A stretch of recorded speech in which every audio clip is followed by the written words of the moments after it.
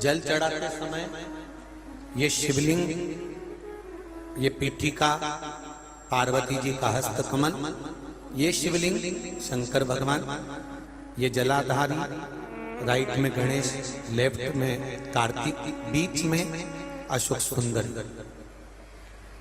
ऊपर से जो जल गिर रहा है एक एक बूंद कर कर शिव जी की 5 लड़कियां जया, विषहरा, शामली बारी, दौतली, देव।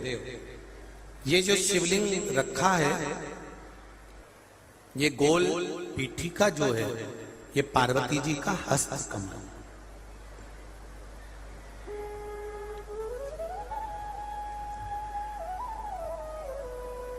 जिन बेटियों के विवाह में या बेटों के विवाह में देरी होती हो और संबंध नहीं जमता, अपने पितरों का स्मरण कर कर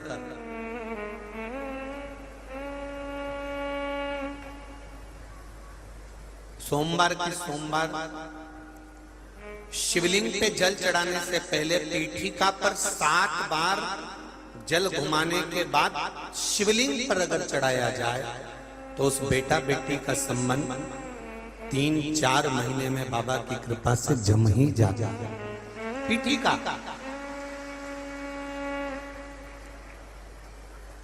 क्यों?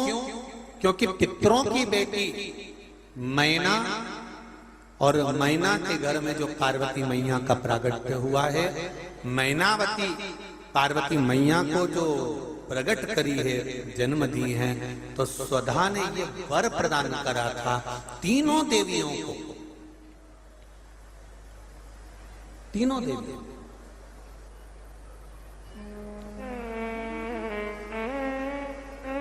एक बात अच्छे से समझ लीजिए, सनकादि ऋषि ने तो श्राप दिया, श्राप देने के बाद वर दिया कि तुम्हारे यहाँ 3 बेटियां जन्म लेंगी, मृत्यु लोक में तुम्हें जाना पड़ा।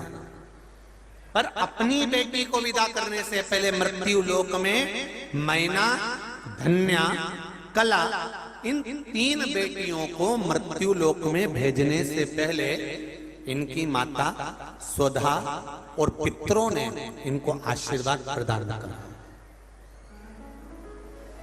इनको आशीर्वाद।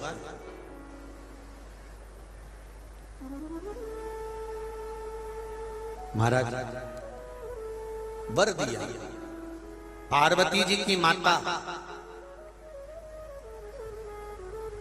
मैनावती, मैनावती की माता सुधा देवी, सुधा देवी ने वर दिया, ए मैना,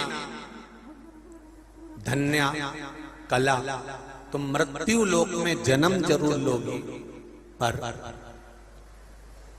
एक बात का स्मरण रहे, तुम्हारे गर्भ से जो 3 देवियां प्रकट होंगी, उन 3 देवियों का मात्र नाम उच्चारण जल पितरों की तृप्ति कराएगा, और जो तुम्हारे नाम का स्मरण करेगा वो भव सागर से तर जाएगा, उस भव सागर से तर।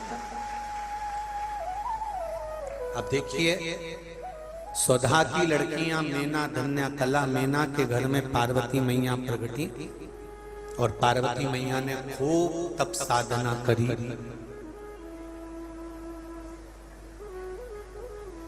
केवल पार्वती जी का ही स्मरण नहीं है, यहाँ पर गंगा जी का भी स्मरण है। गंगा जी का भी स्मरण यहाँ करा गया। जितना तप माता पार्वती जी ने भगवान शंकर को पति बनाने के लिए करा था, उससे दुगना तप माता गंगा ने शंकर भगवान को पति बनाने के लिए करा था, दुगना तप।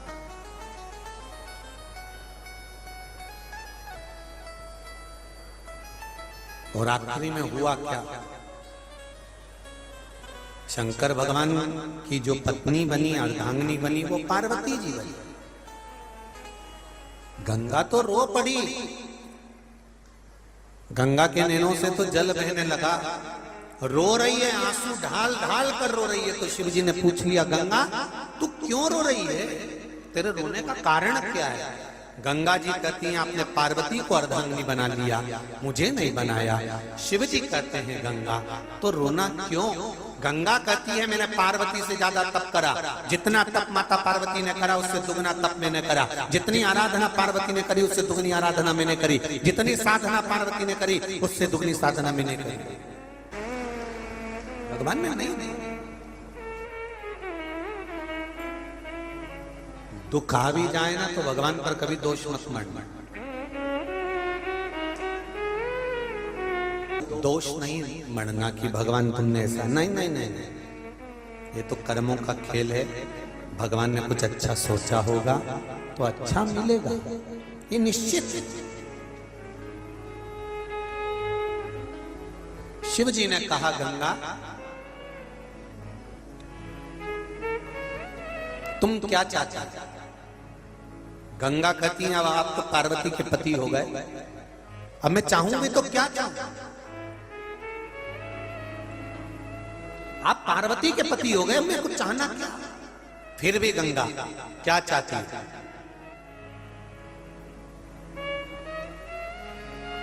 गंगा कहती है आपका और मेरा नाम जुड़ जाए, ऐसा कुछ वर दे दो।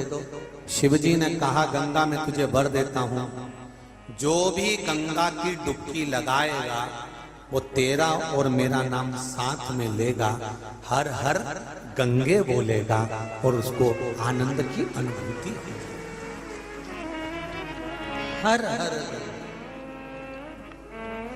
गंगा ने दूसरा वर मांगा, अगर किसी व्यक्ति की अस्थियां मेरे जल में आकर डाली जाए, जितने दिन तक गंगा के जल में किसी व्यक्ति की अस्थियां पड़ी रहेगी उतने दिन तक उसको बैकुंठ का सिंहासन पर बिठाया जाए। ये वर दे दीजिए, ये वर दो। इसीलिए कहते हैं ये भारत की भूमि है। अमेरिका में कोई मरता है तो उसको डेथ कहते हैं, ये मर गया, डेड बॉडी, डेड एक्सपायर हो गए। पर भारत में अगर कहीं का बेवड़ा भी मरता है ना तो उसके नाम के आगे भी लिखा रहता है स्वर्गवासी। अब बताओ इतना बड़ा बेवड़ा था, दिन भर पी के पड़ा रहता था, इतना बड़ा पापी, इतना गंदा काम करने वाला, इतना गंदा काम करने वाला भी मरता है तो भारत की भूमि पर उसके नाम के आगे एक्सपायर नहीं लिखा होता, क्या लिखा होता है? स्वर्गवासी।